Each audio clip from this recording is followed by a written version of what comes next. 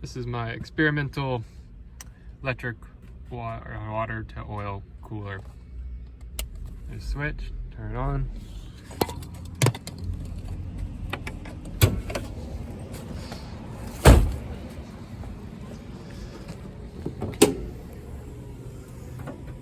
This is my reservoir right here.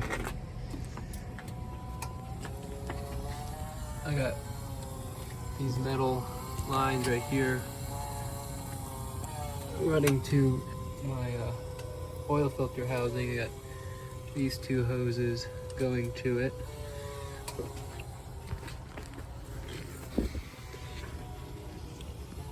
This is the cooler I got off of maybe a Ford Explorer or Expedition or some domestic, maybe.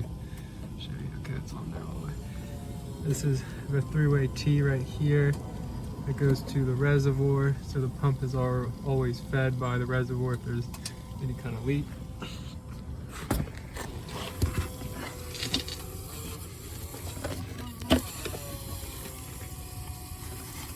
This is the pump itself, right there. Little fish tank water pump. It's like $10 on eBay. It goes to these metal lines. That's basically it.